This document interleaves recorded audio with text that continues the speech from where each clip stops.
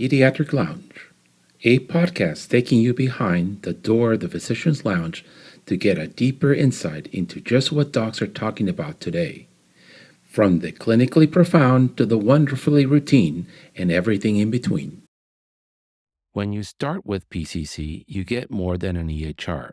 As an active participant in the pediatric community, we're proud to offer a lively peer community of PCC EHR users, a free annual users conference, and new resources that empower you to prioritize your patients. Learn more at pcc.com. Again, pcc.com.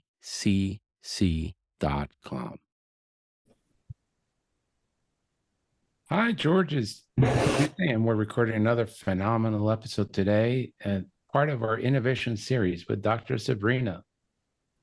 Yes, Dr. Sabrina, why don't you introduce the guest? I'm so excited about today. Hi, everybody. Today we have Dr. Kim Newell-Green. She is the co-founder and chief medical officer at Flourish Labs. So Dr. Newell-Green is a pediatrician, a mom, and an innovator with over 20 years of experience as associate clinical professor of pediatrics at UCSF and chief healthcare innovation officer at Kaiser Permanente San Francisco. Her most recent work, she's added entrepreneur to her list of identifiers, becoming co-founder and chief medical officer at Flourish Labs, which is a company that uses technology to scale professional mental health peer support in order to address our mental health crisis. So I'm super excited to have you here today. Welcome. Thank you so much. I'm really honored to be with all of you today. So I thought we could start like we normally do, especially when we have our favorite pediatricians on the show. Help us understand a little bit about your professional journey. What made you decide to be a pediatrician? And then how did you come to be co-founding Flourish Labs? Sure. Well, I can take a step back and talk a little bit about my journey into medicine, and then it'll take a minute to figure out how I got into technology at all, because I'm not one of those doctors who majored in computer science and always was a techie. At heart, I really love the combination of humanities and medicine. And so at university, I studied comparative religions, and people always said, well, how does that match with medicine? Because I was pre-med as well. And really, traditionally, all the healers in the world have been often very affiliated with the religious traditions. And so I love our craft, the art and science of it, as much being a healer as a technician and focusing on prevention and wellness and the whole person alongside the curing of disease, which I think in pediatrics we're all very good at. So then that begs the question of why technology? And really, I'd like to refer to something that Einstein is attributed of having saying. He said, I want to know God's thoughts. The rest are just details. So my brain is one of those that wants to save space to do the big thinking and the complex thinking and use another resource for the details. So I became very adept at using technology as a second brain to help me remember and look up all the things that I always needed to. And so because I was pretty adept with using the technology tools in our clinic, I sort of fell into technology leadership roles as I was evolving my career at Kaiser Permanente, where I was a pediatrician here in San Francisco for over a decade. So within those technology roles, and then I lived in Silicon Valley, and my husband is a tech entrepreneur. And so between our social world and his professional world, I ran into a lot of people in the early stages of digital health technology who were starting companies. And my husband would say, oh, my wife's a doctor. You got to talk to her, and throw these companies at me. And as such, I became curious, and I started doing pilots with some tools that were early and trying them out myself in my clinic, and then spreading them around with all the other practitioners I was working with, and really started to notice that I was having some questions about how do we figure out which of these tools are helpful for the outcomes we care about, that are useful for patients, that might be pretty easy to use by the physicians, the pediatricians, the practitioners in our clinic, and that also can be effective within a healthcare system. So because I was asking those questions, I was always banging at the door of the senior admin team and saying, how do we think about this? And they finally got sick of me. So they made a role for me on the senior admin team as what was called the Chief Healthcare Technology or Innovation Officer, really to ask those questions. when there's a new digital health technology product, how do we think about it and evaluate it? By what criteria do we decide this is a good tool for our patients and for our provider and for our system? And once we've decided at the front line and at the top of the organization that we want to use this tool, how do we get it through the big bureaucratic channels in an organization, lots of siloed people who want to have an eye on the product, make sure it's safe and compliant and all those things. And then once all those people have agreed, how do we actually then get people on the front line to use it so that we can make some impact with patient care, which is what we really care about. So I was thinking about those streams of things, and I was also a very busy clinician, and I really got to a point where I wanted to lean into the world of helping make these products better earlier, because a lot of the things were coming to me, to us, and we would find that they were either not quite right in terms of the outcome they were focused on because they had been started by technologists without a physician in the loop, or they didn't really work well for physicians. They were burdensome. They were adding to our work rather than making our work easier, which is what we must have for physicians. Or maybe they were a great idea, but they actually added cost to the healthcare system. So the healthcare system was never going to use it. So could I meet up with these companies at an earlier stage and really help move technology and the tools we use forward so that they're doing what we need to do? So along that path, I met my co-founder, Obi Felton, when she was at an organization called Google X, which was the big moonshot R&D lab at Google.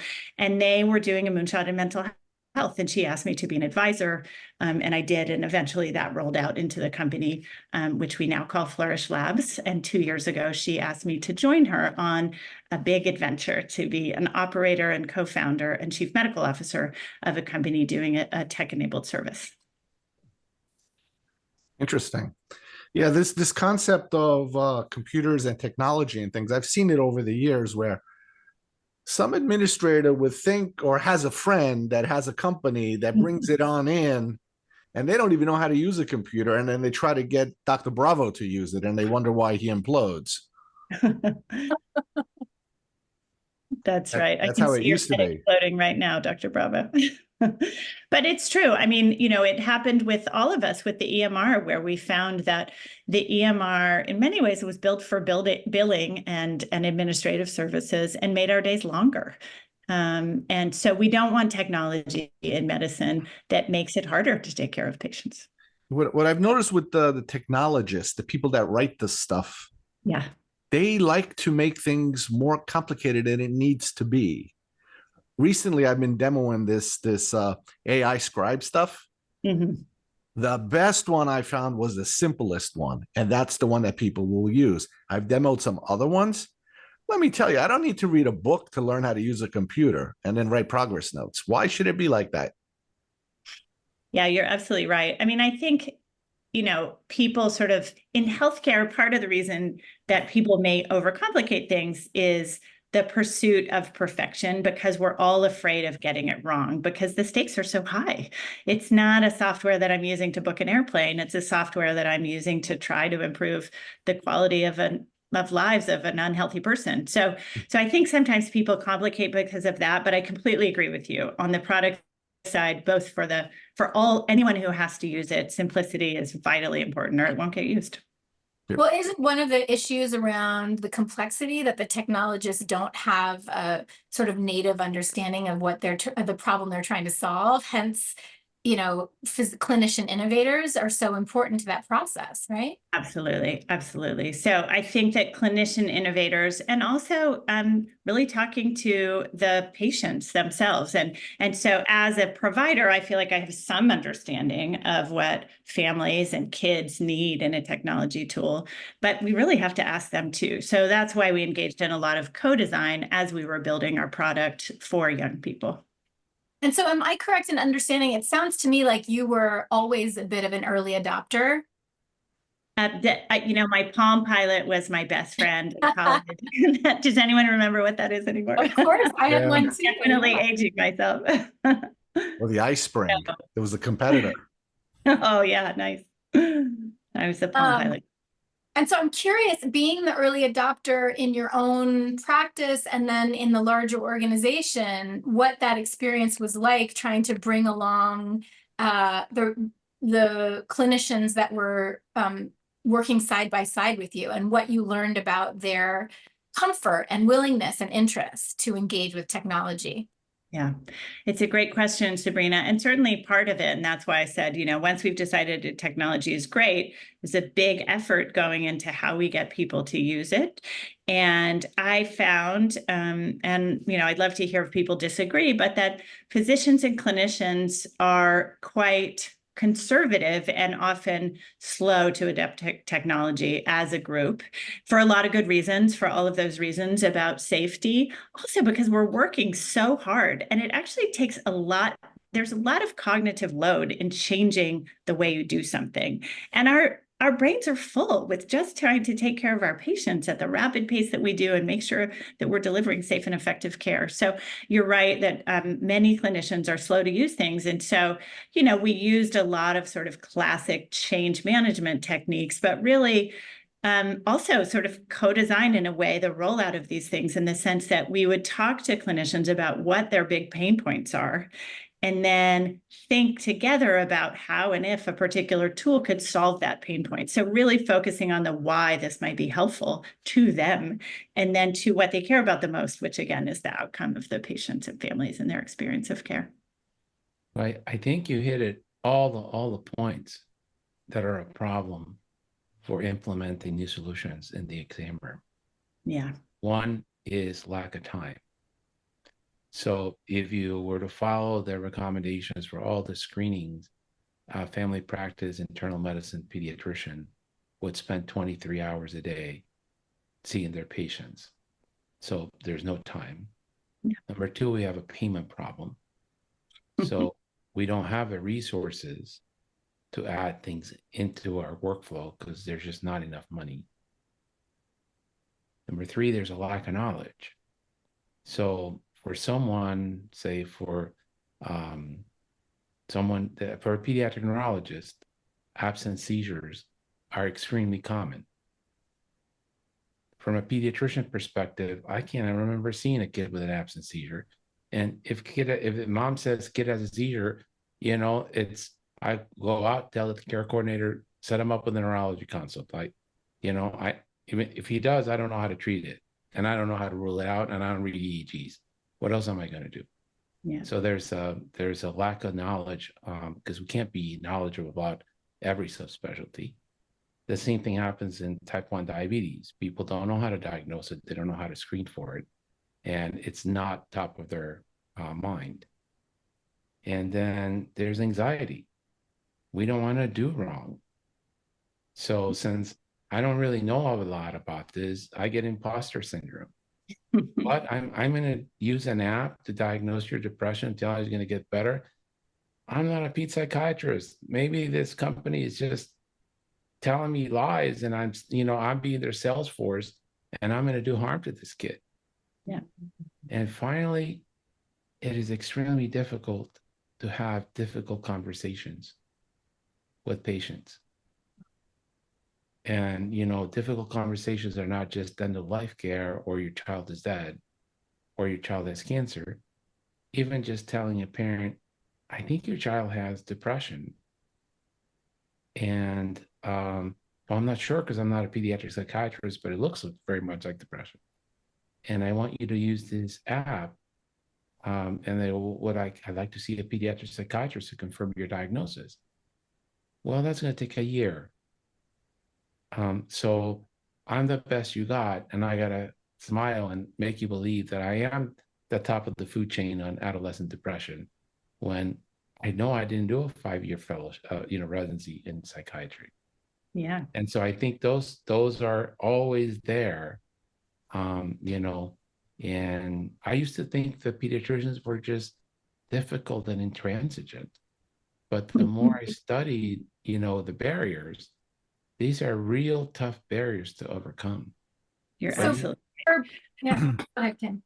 Well, I was just going to say that, to that point, there's so many points I could unpack. I'm sure you all could in that very exhaustive list of all the challenges. But one of the things that I always say is that I'm a pediatrician by training, but a mental health expert by the seat of my pants, because so much mental health comes into primary care these days. Yeah. And access to other providers is terrible, as we all know.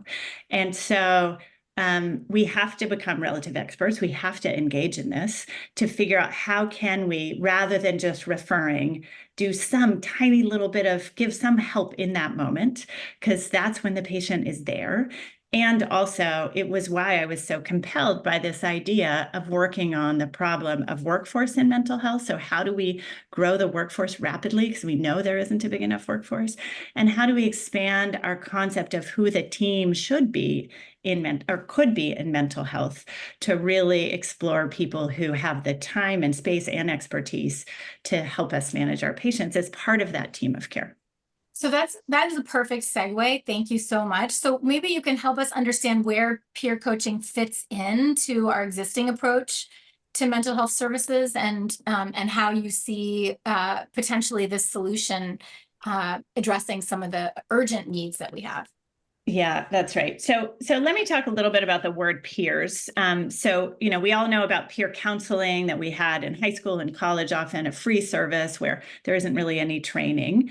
There's a lot of coaching in medicine these days, and there are a big variety of training programs. You don't exactly know what that means if you're sending someone to a coach. What we do is something that's actually quite specific, which is we train folks from 18 to 35 to be certified professional. We call them professional because they're paid for their work, and they're certified peer supporters. And peer support in this context is folks with lived experience of mental health issues who are trained, and the training is recognized at a state certification level, and their national standards. So we have an 80-hour training program. It's actually recognized and accredited in the state of California as an official Medicaid trainer for certified peer support specialists. And so it really is a workforce that is part of the landscape of mental health. So peer support in an informal and volunteer way, many of us know because that's what AA, Alcoholics Anonymous, NA, those kinds of services are. But there's actually been decades of research that suggests that people with lived experience who engage in a strength-based model, who say, look, I've been in your shoes and I'm here to show you that there is a path to recovery. And let's look at you and your strengths, because you have everything you need in you to recover. And let's together set some goals and follow you on those goals. So it's a non-clinical strength-based support system. And there's decades now, several decades of good evidence that it's effective in mental health support. It's effective in decreasing symptoms. One of the things that peer support is most effective in is engagement. So many people with mental health struggles also struggle to engage in the support system, go see their therapist, take their medicines, et cetera. And peer support really helps with engagement. It also has been shown to decrease cost of care many times, decrease hospital admissions, ED admissions, those kinds of things. So we really believe it's a really wonderful way to augment care. And the fact that we can train this workforce so much more rapidly than the 6 years it takes to become a licensed behavioral health clinician. And so where does it fit into our current pathway, right? So we see a kid who is either in extremis, or we anticipate that they need some sort of mental health services, whether it be meds or therapy. How would we be thinking about using peer coaching? Right. So this is an interesting thing, because peer support is very evidence-based, and it exists. It's very nascent as a field. It exists often in kind of siloed areas. Small nonprofits train these folks, and it's more often used in substance use now than it is broadly across. So many folks, particularly pediatricians, and I didn't really know about what this was like. I had experience with community health workers in some international work, global health work, where I saw that small amounts of training of a person who's from within a community can really massively be a force multiplier in the health of a community. So I buy it as an approach, but most pediatricians don't know about this. So I'll first start by saying peer support has been shown to be effective across the acuity of mental health concerns. So peer support is a great place to send folks who maybe are on that verge. We're doing preventative care. They're what some people call subclinical care, but I believe it's vital and important moment where someone has some big trauma. They're stressed about admission to college. They've had a breakup. They've got some traumatic things going on at home. That's a great place where peer support, before someone develops a clinical diagnosis, can be really effective at preventing that. As we move up the spectrum, peer support is effective often for mild conditions like anxiety and depression, maybe even alone. But as you go along the spectrum, peer support's been shown to be an incredibly important augment to care on serious mental illness, whether that's bipolar or schizophrenia and psychosis. Folks who have peer support are more effective in their long-term care, again, have reduced hospitalizations and higher levels of acuity. So you can think about it along the whole spectrum. And then the question is, okay, how do I know about it and how do I refer people? So I can talk a little bit about there are many organizations who provide peer support. I can sort of talk about how our platform works. Yeah. Yeah. So our platform, what we do is, I have a question. So yeah, when you say shared lived experience, right. what does that mean? Like, great question.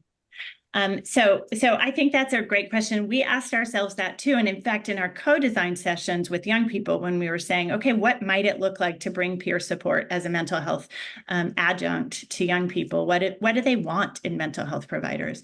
One thing they said is, they said, all the mental health support I've ever gotten is from, no offense, doctor, but someone who looks like you. They're old, they're white, they're cisgender, and they don't get me, right? And I want to share my stuff with someone who gets me.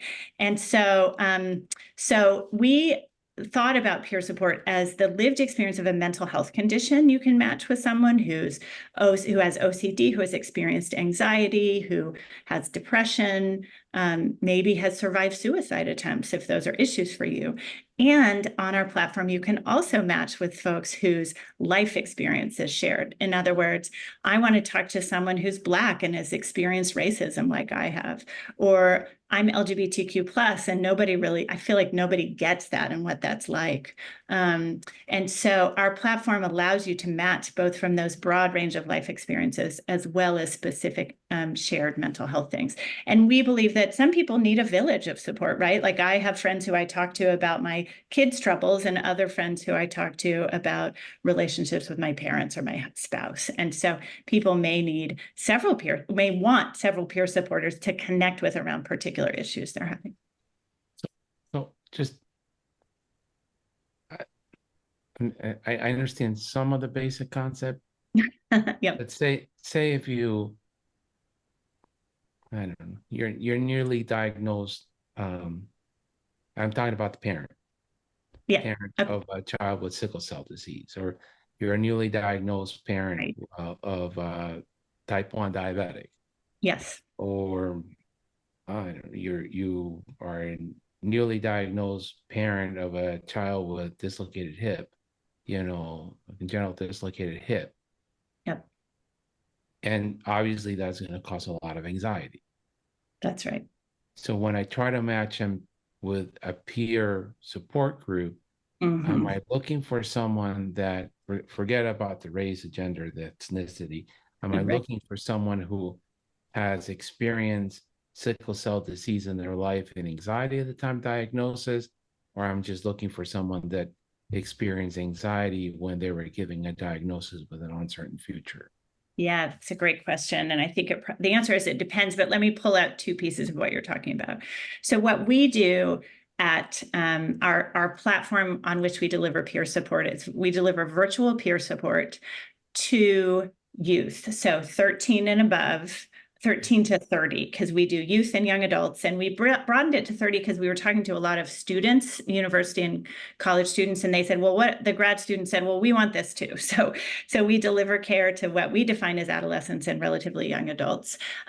There is a big movement in peer support, often official certification for family caregiver support. And so that's a little bit more what you're talking about on the parent side. So there is official peer support for family members. Now, the other piece that you're talking about is the bulk of peer support focuses on mental health conditions, but we know that peer support, and there's some studies that suggest that peer support is often very effective in physical health conditions as well. So for a patient themselves, peer support can help them manage their care better and have good outcomes, whether that's new diagnosis of diabetes in an adolescent, cardiovascular disease, et cetera. And then we also know that there are that caregivers often need a support network. So I think that whether that has to be a support network of someone who's had anxiety about the diagnosis in their child of any disease, or that more specificity of I'm just like you because my kid has sickle cell disease, I think that'll depend. The sort of the theory of peer support is that at some level, I get you. I've had some of the shared experiences. We're never going to have the perfectly same experience. So the idea is, I see what you're going through. I've experienced some of it, but I'm going to learn from you what it's like for you. And then we'll talk about steps to make this better for you. So are we providing medical care using unlicensed medical people that happen to have experience in that disease process or disorder? We're not. That's a great question. So peer support is not clinical care. So what they don't do is they don't talk about treatment. They don't talk about medications. They don't talk about diagnoses. It's a support mechanism. So it's non-clinical certified people. So think of it as the health educator in your office, or if you're lucky enough to have that. I was very lucky to practice in Kaiser Permanente, where we had a whole team of people around us who helped augment our care. We had lactation consultants, we had health educators, we often had other folks, and we had some behavioral health techs who weren't fully licensed as a social worker or a therapist, but they had experience and training in behavioral health. So that's how I'd think about this type of augmented care. I think part of the difficulty is that unless you've practiced in a Kaiser, more of sort of this holistic environment, it's a really foreign concept. Yeah, that's right. But, I would point to there's a lot of good quality research around parent mentors. And to your point about sort of peer support, they've looked specifically at asthma and I think around Medicaid redetermination. And it's incredibly effective to have someone who has some similarities with your background to hold your hand as you're walking through your experience. It's just not something clinically that we've been able to access, I think. So it's hard for me to get my head around, how would I use this? And I think, even though, to your points, Herb, about how hard it is to get pediatricians to use a technology, this isn't actually hard technology. This is something where it's a website. You say to your parent, you describe what this is. You say, go to peers.net. And then it's really in their hands. There's a matching platform on which they can choose the peer supporter that they want to see. They can immediately book an appointment within 24 hours. So it's a very easy user process, as we've been talking about. That's what our goal was.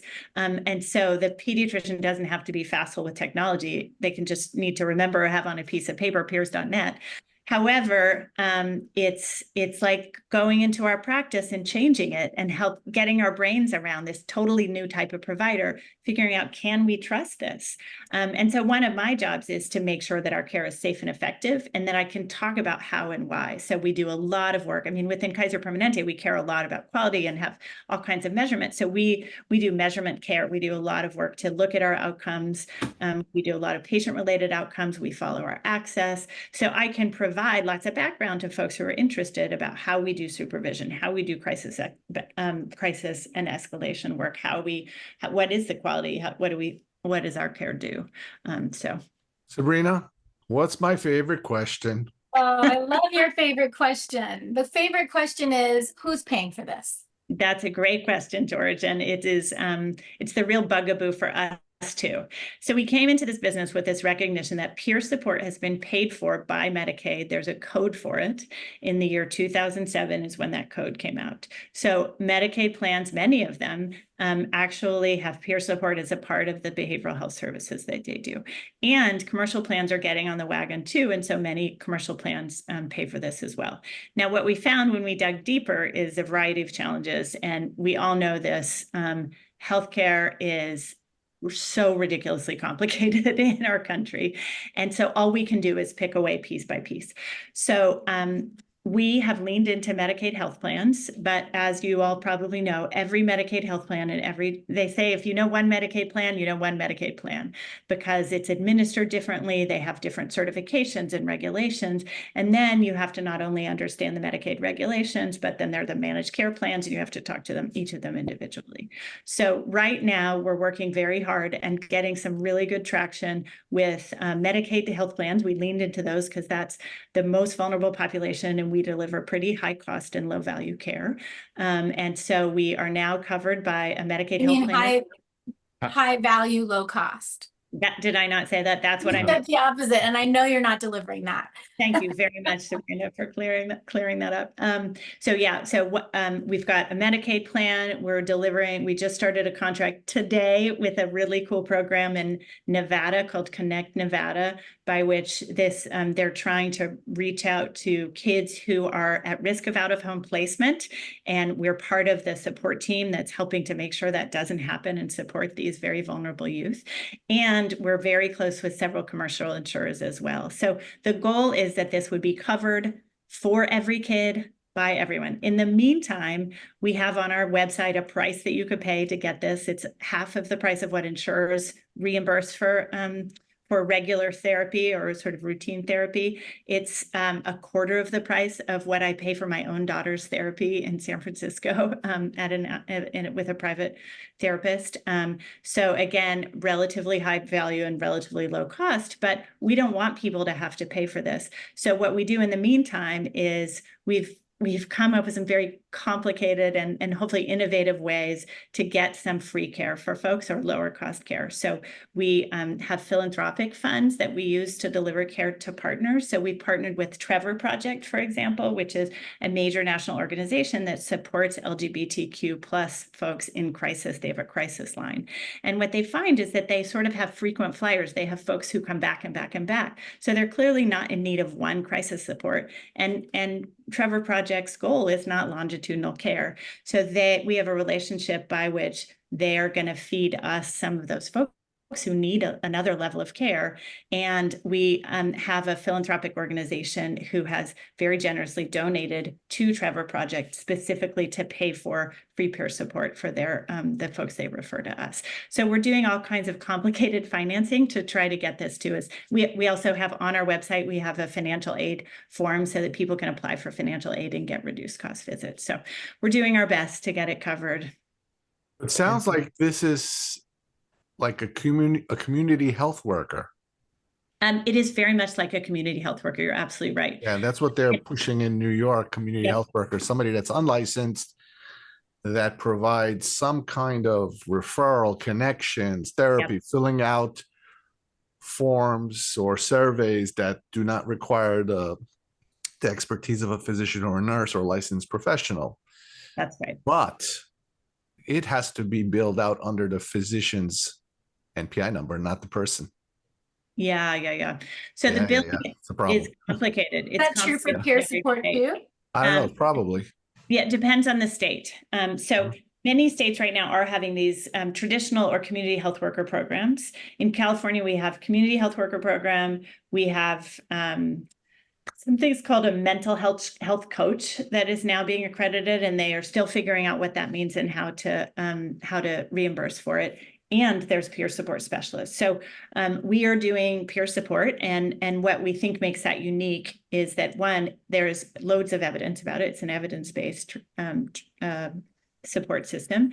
And we really believe that this notion of the shared lived experience, not only around maybe cultural values which community health workers have, but also around the mental health condition, is kind of a vital part of its secret sauce. In terms of the reimbursement, there are states in which the peer support has to be reimbursed or billed under a licensed person's license.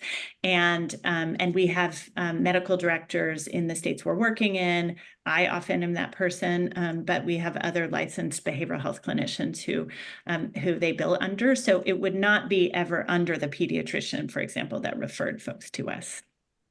One of the ways that I think about peer support as an intervention, and I'm curious how all of you would respond to this, but I think about it in this category of low intensity interventions, which I didn't really know what that term meant until recently. But in my practice, over 13 years, you'd have these kids come in who were in extremis. They needed care immediately. They were really not doing well from a mental health perspective. And this was, pre-COVID, we weren't doing virtual care at all. So access to mental health services was almost zero. We all remember that. And one of the ways that I would temporize things for them And this was also before I had REACH training to be able to prescribe meds appropriately. But one of the ways that I would temporize them was say, okay, well, I know that their sleep is disrupted. I know that their eating habits are contributing. I know that there are certain behaviors that are contributing to their crisis. So what can I do about that? Well, let me see you every week. That's something I can do.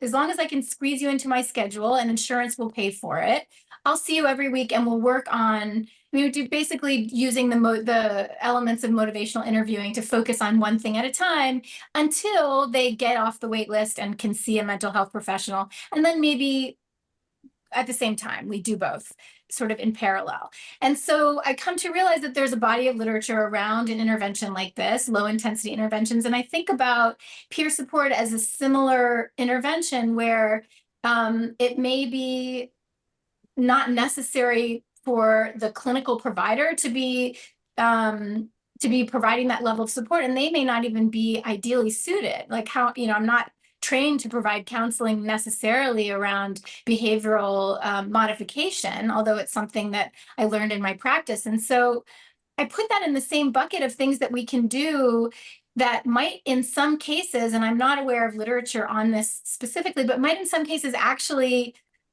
reduce the number of kids who end up with diagnoses and need a higher level of care. I don't know if that's something that's been discussed around this sort of an intervention. Yeah, that's right. I mean, there's so many thoughts following that, Sabrina. One is, you too became a mental health provider by the seat of your pants. And, the structure of our pediatric visits is that they're very short. And so some short interventions can actually be super effective in mental health. But often it's just those things that unpacking what's going on needs more time. So that's where it's harder for a pediatrician to do that. A provider like ours who can spend an hour, 50 minutes, an hour with a patient just can do more work that you can't do. But that it's really important, those low intensity interventions. And I just heard a wonderful webinar, and I can't remember the details of it. It was some folks out of Boston and LA who are doing interventions in the emergency department around with youth who are having acute mental health problems. And effective, and I can send in you the link to put in the show notes later because it's a wonderful webinar. But effectively, what they said was that in an emergency department, when a youth comes in with a mental health crisis or a significant issue, what the psychiatrist does or the licensed clinician does when they come in is basically diagnose and triage. They figure out their disposition, diagnosis and disposition, but there's no treatment in that moment. And what a terrible thing to lose is that moment where you could begin the kind of care that will hopefully de-escalate it so that maybe they don't need hospitalization or some of the really more onerous and complicated things. And so they piloted an approach where social workers in the emergency room immediately start to deliver sort of evidence-based psych care that's a low intensity, short intervention. So yeah, I completely believe in that sort of thing. And I think that peer support absolutely has a role in thinking about it in that way. Yeah, and moreover, what if that instead of being the social worker, it's someone who looks like you or someone who's been through that and can immediately hold your hand and say, I've been through this. I can't give you the solution, but I'll hold your hand while we go through this journey. I think to me, just instinctively, it has such value. It does. And George, to your point about what CHWs, the community health workers, do, the peer supporters deliver sort of a lot of listening, a lot of strength-based and goals-based sort of drawing out those kinds of things. But they often do things like help people navigate the care system as well. And peer support on the ground is often that, like, they'll take kids who have been in crisis or just discharged, and they'll take them to get a new outfit or get groceries or help them get a job or fill out a form. And so that kind of life management stuff is also within the purview of peer support. Mm-hmm. Yeah. And how long do you keep someone in the program? That's a great question, too. So we find, Herb, that there seem to be, and we'll learn more as we grow and do more care, but several buckets of people in our program. We have folks who do, and there's a growing movement actually in the psychotherapy world that talks about single session therapy. although someone I just talked to calls it now one at a time therapy. So you might have a big issue and you come in and you just need to talk to someone for an hour, sort of figure it out, and then you move on. And there's more and more studies talking about how that's effective. So we do find a bunch of people who come in, what they say after the visit, they give great feedback and they had a wonderful time and they just come once. The bulk of our folks do sort of 4 to 6 sessions, and they get through, they have someone hold their hand as they try to progress towards some goals, which are probably pretty difficult for them. And then we have one person who has been on our platform for more than 15 months, who's someone with a serious mental illness who has a care team, but is stable and actually finds peer support to be the maintenance therapy. That's all they're doing right now. And then the peer supporter helps them notice when they're sort of sliding or things are getting tough, and sends them back to their care team to kind of get them under control again. And then they come back and do it as maintenance therapy. So it's an interesting and, again, high value approach to that side of things. So where does technology come into play here?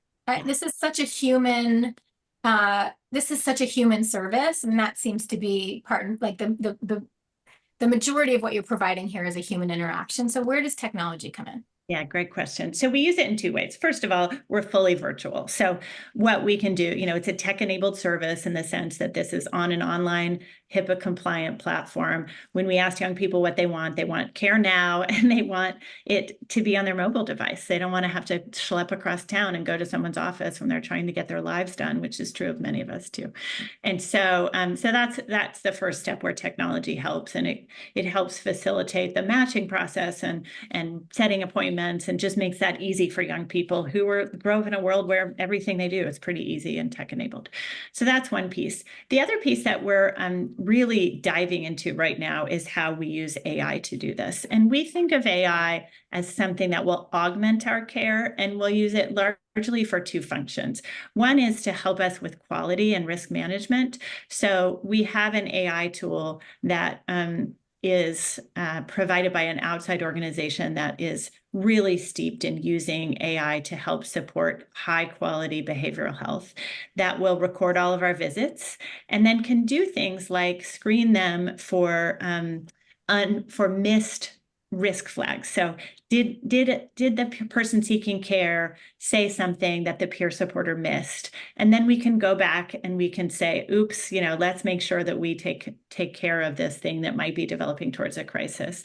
We can do quality management, and they have a really good way of helping manage the actual way that people deliver care. So are they doing motivational interviewing in the right way? Are they using empathy at the right time, or active listening? Are they talking too much? So that we can use it as an augment to the real human support that that our peer supporters use. And so, and then it can help them do the note too. So that piece is just out of the equation as a way for them to spend the time. They can focus on the person they're supporting. So that's one way. The other thing is that we find that youth often don't want to just immediately sign up for a video connection, even though we believe video is vital because it is human. We want them to be in real conversation with real people that they can see, even if they're not in the same room as those people, because we believe that loneliness really comes from that lack of communication with real humans, and that's a big part of mental health. But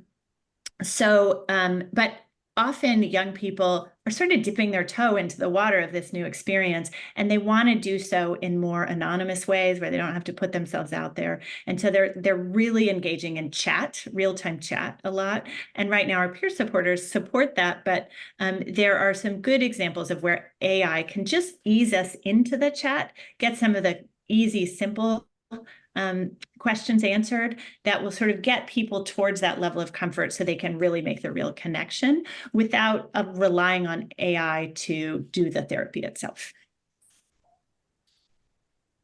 What's the responsibility of are there regulatory constraints, or is there some responsibility that you think about the peer supporter, peer coach having when they're engaged in a conversation? You mentioned using AI as sort of the risk stop. Right. What is your responsibility there, ethical or from a regulatory perspective? Right. So, first, ethically, which is what we ultimately care about, as I said before, like we want our company and our peers to deliver safe and effective care. And so that's a big part of the training, is how to do that, is to where to know, for them to know how to stay in their lane, to be within their scope of care, when to get help when you're uncomfortable or feel nervous about an interaction, or someone's saying something that you don't like. We have immediate access to supervisors at all time. We have one-on-one meetings and office hours and all kinds of ways that they can get support in what they're doing. So they really have a sense. There are written ethical principles for what peer support is that are nationally written. SAMHSA has ethical guidelines on this. So there's a big body within peer support about what are the ethics of what we do, how do we do it safely. On the regulatory side, peer support is new-ish in some ways, but every state has regulatory things about how peers are certified and trained. They have to get CEUs, they have to be retrained. So there's a lot of stuff around the training, and we created our own training that meets, again, state and national guidelines. And then we decided that because we want the whole world to know that this is safe and effective care, and we want to collaborate well with the healthcare system, that we wanted to set up our company as a healthcare company, which you don't really have to do with peer support because it's not officially clinical, as we discussed before, but we set up the legal structures at great time and cost that we run like a healthcare company. So we have this complex legal structure, which is we have something called a professional corporation that holds all the peer support because businesses can't do the practice of medicine. So those functions are completely separated, and we are fully HIPAA compliant. We have all of the policies and procedures that make us really acceptable to the healthcare environment. That's such an interesting point. I wonder to what extent companies that are providing healthcare adjacent services are holding themselves to healthcare standards, both for data privacy and security, and even just the technological security elements that would need to be in place. That's right. I mean, we know companies that are not, and they're doing it for a variety of reasons, and it's less expensive and it makes it easier to scale and succeed. But we just wanted to hold ourselves to that standard. Is there a checklist that providers can use to kind of better understand? I mean, so in your case, how can a provider who wants to access your services for their patient, how can they understand whether you do hold yourselves to those standards? Is there some way to assess that? Yeah. So, I don't know about a checklist. There are all kinds of things that one has to do to be HIPAA compliant and think about safety and security. We try to be as open and educational on our website for people like individual practitioners, community clinics, other organizations that support youth that we're partnering with. And we have all kinds of information about exactly how we train and to what standards, exactly how we supervise, what are our quality metrics, those kinds of things. And on the quality side, I'll mention that we care a lot about both building evidence and having an outside source look to see, are we safe and effective, as well as building the evidence about peer support in general and its efficacy, because that's a literature that can continue to grow. And so right now, there are investigators at Berkeley and Santa Clara University who are doing a randomized control trial. We'll have early results in the fall, looking at the clinical effectiveness of what we do with mild to moderate to severe anxiety and depression. And then we've got 3 or 4 other investigators who are proposing studies as well. So once we have those results, of course, we'll publish them, but we do have internal quality scores based on patient-reported outcomes and then access engagement scores, and we're very proud of what people think their experience of care is. So I know in the U.S. anyone can sue you for anything at any time. Just the way the law is. Say that again. I'm sorry, I couldn't hear her. In the U.S., anyone can sue you for anything at any time. That's right. Yeah. So just to be clear, I mean, it's scary, right? It's to some extent, I'm the medical director of this organization, and it is my professional license. We have, of course, all of the proper insurances and things, but it's my license and reputation on the line. And so, again, that's why I get all of the advice I can from everybody who understands how to do healthcare well and safely. But it's still, anything could happen, and anyone could sue us at any time. And so I would be a little concerned sending a depressed teenager Yeah. to someone that doesn't hold a license. Yeah. And then for whatever reason, that's a one bad apple, because there's always going to be one bad apple everywhere, anywhere. Right. And I get embroiled in a lawsuit, which can happen. I can send to a really good psychiatrist and they mess it up, and I get embroiled in a lawsuit because they're Yeah. going to name everybody in that chart. Yeah. But at least I can mount a defense of, I sent them to a residency trained, fellowship trained pediatric psychiatrist with 15 years of experience. How much more due diligence can one do? Right. That's all I can do. Yeah, I think that's right. I think the other side of that coin is to look at what's happening today. So the statistics are that something like 45% of young people these days have a diagnosis of some kind of mental health issue, and more than 55% of them get no care at all. So forget about who gets sued. My heart is going to the mission of, how do we get support for these young people who are deeply in crisis right now? And so I feel comfortable enough with the evidence base of what peer support is, that I feel like this is a viable and important means of trying to get people the support they need. And I recognize that many people, particularly in medicine, as we started this out with the conversation of how conservative we all are, and how, the way that healthcare is delivered in our country with such legal difficulties makes it very hard to sign up for something that's new, or doesn't feel like we were taught it in medical school, or it's maybe not standard of care yet. But I'm going to push that because I care about these youth. Well, and to be clear, are you suggesting that it's used in place of standard of care, or used to augment standard of care? Absolutely not. It's absolutely an augment for the care we already deliver. And often it'll be, it's during that waiting period where it took my daughter 3 months to get into care, and we really needed care yesterday, not in 3 months.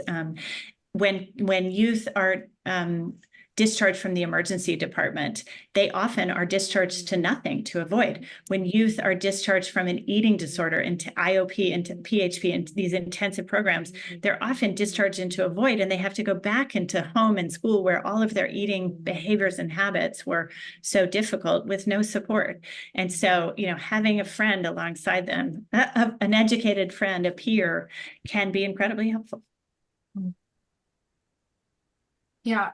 Yeah. I mean, to me, it feels like, the challenge is for providers is for us to be able to meet the standard of care with the resources that we have, which is already hard, right? If our average visit is 12 minutes and we're supposed to do screening and refer to the right professionals. And so, but we still have to do that. This is just another tool in that toolbox. And at least my experience on the ground has been that I just need more tools. I need more tools. That's right. And these are tools that I believe are actually, standard of care, evidence-based. I can also send you, for the show notes, some documentation from Mental Health America, from SAMHSA, from major organizations in the mental health space, who suggest that peer support should be a part of all comprehensive mental health care. And in fact, there's a big model for CCBHCs, which are Certified Community Behavioral Health Centers, which is a model that's being rolled out in many states, initially as a pilot from SAMHSA, and then more broadly now by CMS. And CCBHCs are required to have peer support in the loop for all patients who use this comprehensive care model to manage their mental health issues. So, we may not know about it in pediatrics yet, but we should, and we're going to. Well, I think since you're using unlicensed professionals, medical professionals, people with experience in some particular, condition, Yep. There's some kind of a protocol, doctor curriculum, doctor pathway, algorithm, whatever you want to call it, that's created by somebody, or they just go off the hip? No. There's certification standards. So the 80-hour training that they go through is certifies them. So again, they're unlicensed, but they're certified and trained. And in our company, We have specific templates that are used for every single visit that include things like, at the beginning of the visit, they orient them to what's going to happen. They review mandatory reporting requirements, just as we would in a visit with any teen who wants to talk to us about sensitive issues. They talk about and ask about suicidality. And if a youth admits to suicidal feelings, then they go through the Columbia screening, and then they have protocols by which they immediately send them for extra support. They get a supervisor involved. And in our case, we manage crises with by referring to an outside organization. So we don't provide crisis care, but we will accept youth who say that they are having suicidal thoughts. And the bulk of the time, they're not actively suicidal, and they can have their feelings de-escalated, and with close follow-up, we can manage them at home, which is so much better than them going into the system most of the time, where they sit in the ER for 12 or 24 hours as a suicidal youth in front of gunshot wounds and heart attacks, and are sort of pushed to the side while they wait for that kind of care that they get. But in any case, we when someone is actively suicidal or in any kind of crisis, we have an organization called Protocol that does crisis support with physicians and licensed folks in the loop, and we do a warm handoff on the video directly to those folks. So we have lots of processes and procedures in place that help support these newly trained but fully certified individuals in delivering care. I agree that most youth are not actively suicidal.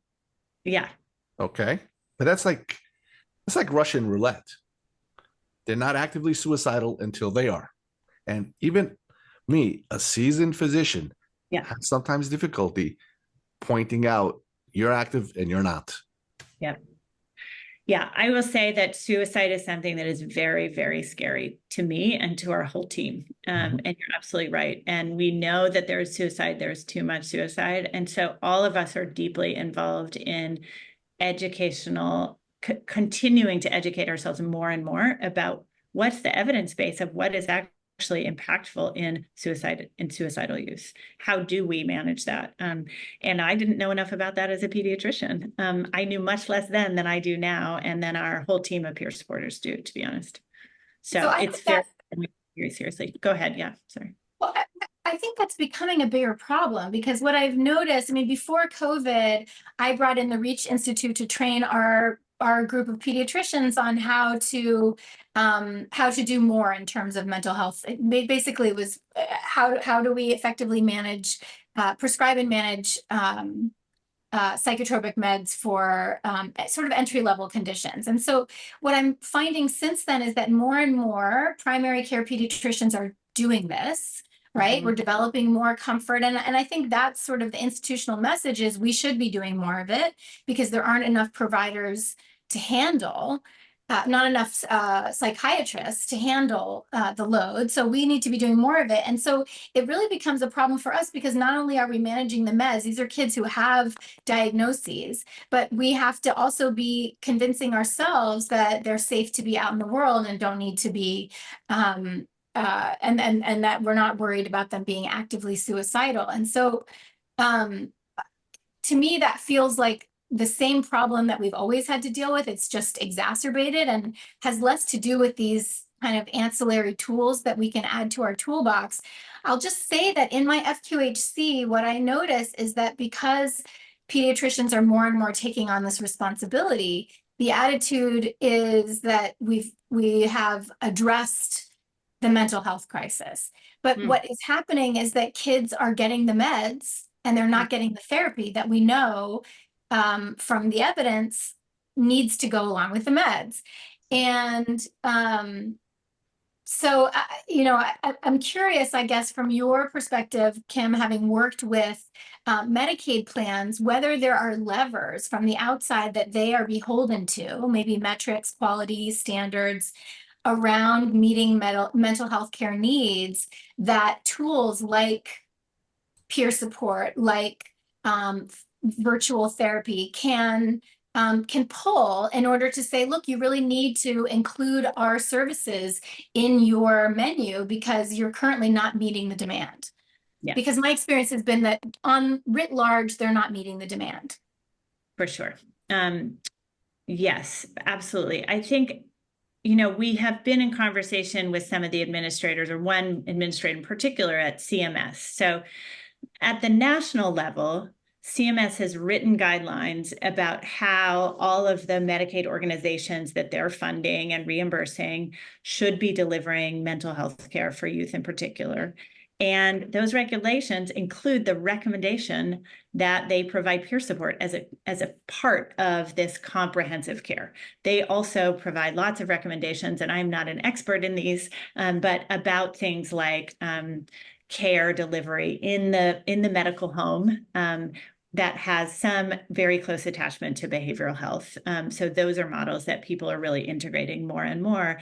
But it's slow to evolve. And so CMS can say to states, we want you to do these things, or they can say you must do these things. And I think in recent conversations, what we're hoping they will do next is do more of the you must do these things, and then they'll regulate that and hold states accountable, not only for peer support. And, you know, just to be clear, I'm part of this company, but ultimately what I care about is getting youth all the care and support they need, whether that's my own children and family, the community that I sit in right here in Northern California, and or the whole community of youth in America who are really suffering right now. So we are advocating for stronger and more effective and more integrated approaches to behavioral health. And it's just chipping away at that problem one step at a time, and not getting too cynical about the speed of change that happens in a large bureaucratic organization like the United States of America. Amen to that. Yep. So I see that we're bumping up against the end of our time. Maybe I'll just throw you one last question if you have do you have a minute for that? So Yeah. what I'd love to understand, I mean, in my circles, in at the table where there are innovators, there seem to be a disproportionate number of pediatricians. and I have yet to really understand what that's about, but I love it. Right. And so I'm curious, from your perspective as a pediatric innovator, what are the biggest challenges that we're facing innovating for our population? Well, I mean, pediatric innovators, holy moly, you're absolutely right. I know so many pediatricians who are working hard to make things better for children and families. And they do that at every level. Like every one of our pediatricians sitting in their office all day long, that's what they do. And it's hard work. But I think that the real challenge, I always say that the pediatric budget is the period at the end of the sentence that's describing healthcare in America or in any organization, in an insurance plan.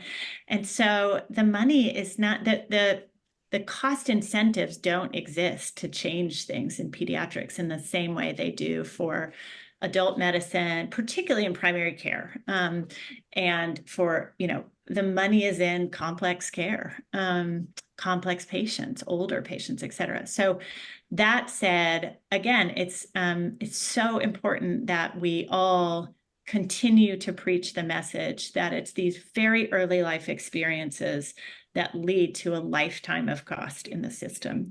And Medicaid is a place that owns that person's life in many cases for their whole entire life. So Medicaid is incented to do this early life preventive care from the perinatal stage, which is another area we're really passionate about.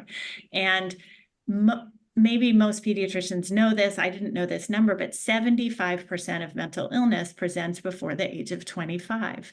And there is evidence that if we catch it early and treat it appropriately, we can prevent the lifelong consequences that lead not only to so much distress for human individuals and their families and caregivers and their whole community, but also lead to lack of productivity, increased costs in our economy. So that's why I'm just so passionate that I'm, you know, beating the drum, as so many of us are, that we have to pay attention to the kids and we have to pay attention to mental health in pediatrics. Thank you. I agree. Wonderful. So great having you, Kim. This was such a great conversation. Thank you. It was my pleasure. And Thank thank you for all the work that you do and in putting forth all the important pediatric messages. I love your podcast. All right. Thank you. Have a great day. See you soon. Bye.